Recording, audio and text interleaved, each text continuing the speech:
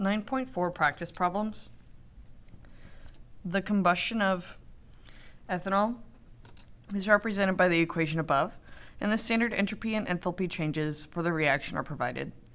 When the reactants are combined at 25 degrees Celsius, essentially no carbon dioxide or water is produced after a few hours. Which of the diagrams above could best help explain the low yield of the reaction under these conditions and why? So we are dealing with a relatively low temperature. And so even though this reaction is overall going to be favorable, since we're dealing with a relatively low temperature, the relatively low yield is going to be based upon this high activation energy. The diagram 1 has a very low activation energy, which would make us think that this reaction would proceed forward and have like pretty good yields, even after a few hours. Whereas diagram 2, we have this very high activation energy, meaning that it's going to take a lot of energy to go ahead and overcome this. So when I look at my answer choices here, I'm going to select an answer choice that tells me that diagram 2 would best help explain why we would have a lower yield. And then I'm going to go ahead and compare them between C and D. C says diagram 2 because it represents a reaction with a high activation energy barrier for molecules to overcome and a very slow reaction rate, even if it is thermodynamically favorable. That does match up what we are thinking here. Again, we know that this is thermodynamically favorable. We know that our delta H is going to be negative, that we have a relatively low temperature there, even with our positive delta S, which does mean that the overall entropy is going to be increasing. So we do know that our delta G is going to be favorable and be a negative number. And then D says diagram 2 because it represents a reaction that is thermodynamically favorable with a delta H of less than 0, so a negative number, but the products formed are unstable and quickly revert to the form of the reactants. That is not what we are seeing in this diagram at all. If it's thermodynamically favorable, that means that we're going to push towards product. And if we were going to revert back to the reactants, that's not going to really be best represented here and be thermodynamically favorable. So answer choice C is going to be my best answer choice. A stoichiometric mixture of carbon monoxide and hydrogen gas was allowed to react in 2 different 2-liter rigid containers at a constant temperature of 298 Kelvin. The reaction is represented by the equation above. Diagram 1 represents the catalyzed reaction, and diagram 2 represents the catalyzed reaction. 1 hour after the reactants were mixed. Which of the following correctly explains the experimental results represented by the particle diagrams? So we can see that with no catalyst, basically the reaction did not occur, but with a catalyst we do see that reaction occurring. Based off of our catalyst making this reaction be able to occur at room temperature and with everything present, that catalyst would lower the overall activation energy and help us there. So looking through our answer choices, we have answer choice A that says, although the reaction is thermodynamically favorable because the delta G is less than 0 based off of the value of K, our K value is 2.2 times 10 to the 4th. Okay. Based off the value of K, only the catalyzed reaction would proceed in 1 hour because of the reactant molecules having a higher average kinetic energy. So we are not changing the temperature there, so the overall average kinetic energy is not going to be our factor here. Option choice B says, although the reaction is thermodynamically favorable because the delta G is less than 0 based off of the value of K, only the catalyzed reaction could proceed in 1 hour because it has a lower activation energy pathway. So again, we talked about the catalyst overall lowering the activation energy, lowering that curve that we needed to overcome. And so that does sound good. Option C and D state that delta G is going to be positive and therefore thermodynamically unfavorable. Since our K value is 2.2 times 10 to the fourth, we know that our delta G is going to be negative and it is going to be a favorable reaction.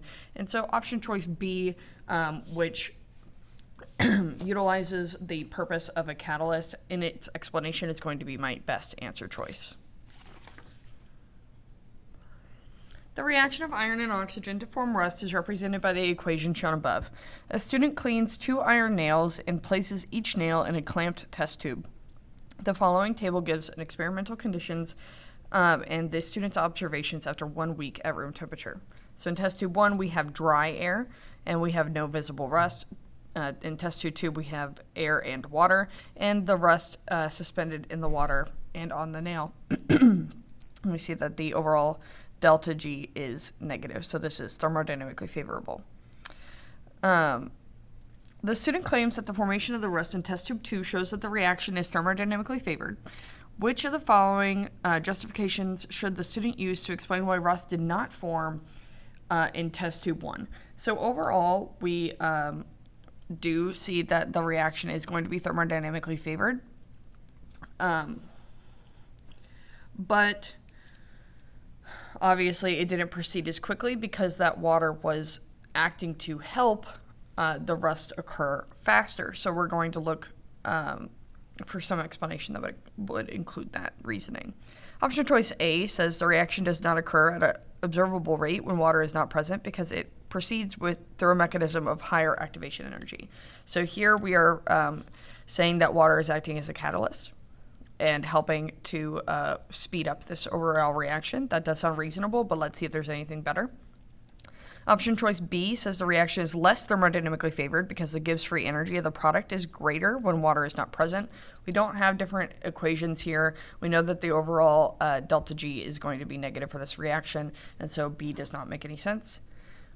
C says the product is not formed in measurable quantities because the equilibrium constant for the reaction when water is not present is significantly less than 1. The reaction mechanism does not change. We're just changing how quickly that reaction goes forward, whether we have the presence of water or not. So no.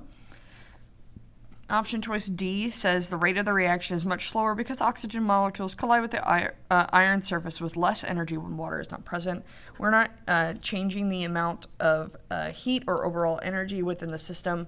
Instead, water is just acting as a catalyst and allowing the reaction to move forward with a lower activation energy. So option choice A is going to be my best answer choice.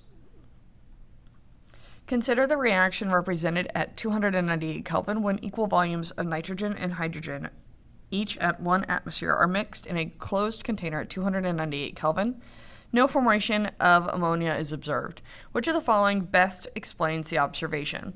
So we do see that delta G and delta H are both negative. So typically this would mean that this is going to be thermodynamically favored. But we're not seeing... we're not really seeing us move forward into the products, and so we're going to assume that that means that we have a rather large activation energy that we need to overcome, and that is not overcomable at 298 Kelvin without a catalyst present. So looking at the answer choices, we're going to look for something that aligns with that. Answer choice A says the nitrogen and hydrogen must be mixed in a 1-to-3 ratio for the reaction to occur. No. Just because that is the set ratio within the equation doesn't mean that the reaction will not occur at any other ratio present. And we see that we have no formation, not just a limited formation, but no formation. And so just having like a less than ideal ratio is not going to force me to not make any of my product at all. So that doesn't make any sense. Option choice B says the activation energy makes the forward reaction extremely slow at 298 Kelvin. This is including something about activation energy, so that sounds good, but we'll see if anything else is better. Option choice C says the reaction has an extremely small equilibrium constant Thus, almost no product will form. We know that this is going to be thermodynamically favorable. We have no information about K here, but based off of it being thermodynamically favored, we're going to go ahead and say that its equilibrium constant should not be very small. Option choice D says the reverse reaction has a lower activation energy than the forward reaction, so the forward reaction does not occur. This we would see if our thermodynamic, overall the thermodynamic favorability of the reaction was unfavorable, so this would need to be positive in order for the forward reaction to be less favored and therefore have a overall lower speed than the backwards reaction. So option choice B is going to be my best choice. We are dealing with an activation energy issue. We know that this is favored. We know that this should happen. This is overall the thing that the system wants to happen. However, it just can't quite make it at 298 Kelvin. And so we need to either increase the temperature or add in some sort of catalyst in order for this reaction to proceed forward.